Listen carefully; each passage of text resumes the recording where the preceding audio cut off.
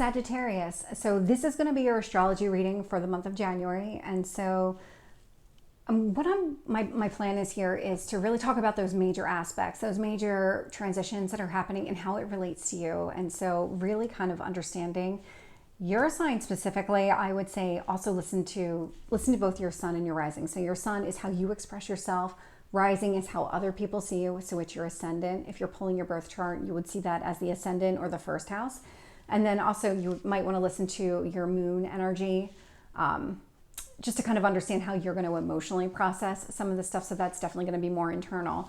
And the reason I'm saying that is because there is a lot of Capricorn energy happening here during the month of January, and this is going to impact your 12th house. And so the 12th house is all about endings, it's secrets, it's anything that's out of the spotlight. And so keep that in mind. It's your subconscious. And so this is where I think it would make a lot more sense to understand just all of those different components of your chart and how that's all going to play out for you.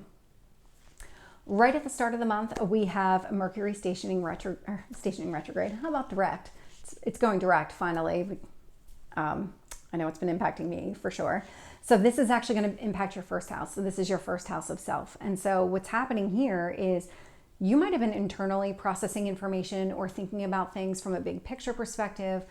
Is there anything here from like an emotional standpoint that you need to address? Is there anything from, now we did have Chiron go direct, and we also had the full moon on the 26th of December. And so did something come to the surface that you're internally trying to process? And this could be emotions, it could be intellectually processing, because Mercury does both. I mean, it's more intellectual processing, but processing nonetheless. So just kind of think about what it is that's been happening for you. How does that fit big picture? Because this is where your words start to become actions. Once Mercury stations direct, now you're going to be more outspoken about these things. So your physical self, who you are, what is it that you've learned about yourself? What do you want to say about yourself? Have you been holding yourself back at all? Really think about what it is that you want. Because we also then have Mercury entering Capricorn. And so Mars entering Capricorn. So Mars enters Capricorn on the 4th. So just a couple of days later, this is where we start to get this 12th house energy. And so this would indicate to me subconsciously what actions are happening, or there's some sort of action that you need to take when it comes to letting go. What do you need to let go of? Because Capricorn is about a long-term strategy. Mars is about taking action to kind of implement that strategy. So what steps do you need? But because it's impacting your 12th house, there's something here that you need to let go of, because this is the house of endings. Let go of something. Something here is keeping you from being balanced. On the 11th, we have the new moon in Capricorn. And so with the new moon in Capricorn, we're actually going to have the sun, moon, Mars, and Pluto all in the same house. So these are all in your 12th house. The sun, this would be how you express yourself. We have the moon, so this is how you internally process your emotions. We have Mars, this is the actions you want to take. And then we have Pluto. Pluto is transformation. And so what is it that you want to change? What is it that you want to change about the way that you handle things or respond to things? Maybe there's something here from a secret standpoint that you want to talk about, or maybe start to address in some sort of way. This, really thinking about, maybe it's letting go of any self-sabotage. Have you been holding yourself back? Do you let yourself be open and available to other people? Or do you always kind of retreat into yourself and just, because that's that 12th house energy is more of like that retreating into yourself, getting yourself out of the public eye. That's what this would indicate to me. On the 13th, we now have Mercury entering Capricorn. So where it went direct in your sign, it's now moving into Capricorn. And so again, going back to your 12th house. And so at this point, the moon's gone. It's already moved on to a different sign, but we'll have the sun, Mars, Pluto, and Mercury all in this 12th house energy. So all in this ending energy. And so again, we've got the sun, so you want to express yourself, Mars, actions, Pluto, transformation, and now we're adding Mercury. How do you want to handle all of this? Is there words that you want to say? Because this is, you might action through words that Mercury is going to provide a medium for you in order to take the actions that you need in order to change the way that you approach things or respond to things. I mean, that can absolutely be the case. Maybe I'm just going to say hypothetically, like maybe something triggers you. And so you've kind of taught yourself to not respond. Well, no response is also a response.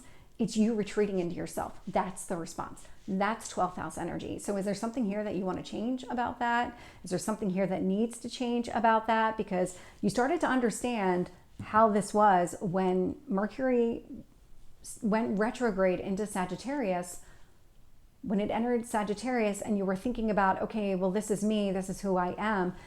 Now it's like you understand from a big picture how you respond to things, how your behavior might be holding you back. And now with Mercury entering Capricorn again, now you're being given the opportunity to make those adjustments because of the Mars impact here, because Pluto is also here. So what changes need to happen? What actions do you need to take in order to make those happen? This strategy that you're coming up with is actually being blessed by the universe here. There is a component to Jupiter. So Jupiter is touching upon this. Whatever Jupiter touches brings good luck. That is Jupiter's role. It is the most benefic planet out there. And so just kind of keep that in mind. These changes that you're making that are going to affect you internally, they're all being blessed by the universe. And then about a week later, so on the 20th, we have two things happening here. So we have the Sun and Pluto, both in the sign of Capricorn, at the exact same degree point. So they're at that 29 degree point. So it's called a cazimi, but it's more about where they are. They're at the last degree point before they both move into Aquarius. And so sitting at this last degree point indicates the closing of some sort of cycle. And so this is connected to your 12th house. This is that strategy that you're coming up with, understanding your response to things and maybe some of that self-sabotage behavior. This is an opportunity for you to come up with a way to get yourself out of that. How do I break that pattern? How do I fully extricate myself and start responding differently? This is that karmic closure that you're looking for. Now, I do want to say this is not the last time that you will have this opportunity. It is going to actually occur again later the year, but that's almost more like a check-in at that point because there is going to be some retrograde energy happening at that point. So keep that in mind. Once this chapter closes, it will not be revisited during this lifetime. Pluto takes about 250 years to go through the entire zodiac. And so in our lifetime, it's not going to come back into Capricorn. But when it does move into Aquarius later that day, it is going to be here for almost 20 years. And so when the Sun and Pluto both enter Aquarius, again, same day, this actually happened for the first time in March of 2023, and it is actually going to be here until March of 2043. So there's that 20 years. And so what's happening here is this is impacting your 11th house. And so again, with thinking through like yourself, maybe some self-sabotaging behavior, and what does that mean from the community around you, your friends, your tribe, the people that you enjoy spending time with outside of those romantic relationships. This is providing you an opportunity to kind of liberate yourself from whatever has been holding you back, whatever barriers you've put into place. This is giving you the opportunity to really think differently, think outside the box. Maybe there's something here connected with, I'll use like maybe paranormal as an example. And so a lot of people get judged for believing in the paranormal, wanting to experience the paranormal. And I mean, I've definitely been on the receiving end of some of that. And so it wasn't something that was front and center for me for a very long time. And now I'm at a point where it's like, I like to be around those type of people. They're quirky, they're fun, we have things in common. And so this would be that type of energy where I was holding myself back. I wasn't allowing myself to move forward with creating those friendships and really establishing that type of life for myself, or really those experiences. And so now I'm putting myself out there to say, this is what I want. I want to experience this out of the box, this innovation, this different way of living. That's what that type of energy would be. And I say this, I'm also a Sagittarius. So I am a Sagittarius sun. So this is going to impact me as well. So just kind of think through and really understand your emotional triggers when it comes to all of this, because you are being given an opportunity to really think about and approach it differently. On the 23rd, we have Venus entering the sign of Capricorn. And so we're again talking about your 12th house. when you think about that long-term goal for yourself, when you think about what it is that you want, how do you see yourself, who do you want to be, really focus on the things that matter the most to you, because that Venus energy is about love, it's about relationships, it's that interconnectedness with other people, but it's also possessions, the things you value, possibly even money. And so really think about, what does that mean for me? How does all of this work? And how do I make sure I get what I'm looking for? Because that is being highlighted here, including having that loving relationship with yourself. Because also, again, that 12th energy, 12th house is the subconscious. Now on the 25th, we have the full moon in Leo. And so this is going to impact your 5th house. So this would be your passions, your hobbies. It's really that creative house. And so the moon in Leo in this house, there's a lot of synergy here. The moon in Leo is about that creative expression of yourself. And so when you add in that, this is the creative house, this could be your children, this could be something connected to hobbies, passions, short-term relationships here, the things that you love, the things that you're excited about in your personal life outside of, anything outside of work. I mean, not many people get too excited about that, but it's outside of your work. And so anything that kind of prevents you from really enjoying and fully being satisfied in those passion projects, or maybe just how you spend your free time, how you choose to spend your free time, you're going to let go of. You're really going to hold on to just what provides that pleasure. Hold on to that, move forward with that. And then on the 27th, we have Uranus stationing direct in the sign of Taurus. And so sign of Taurus, it's about what we value. And so it is actually ruled by Venus. And so when you think again about like those relationships that you enjoy, what is it that you love here? Because there's something connected to that.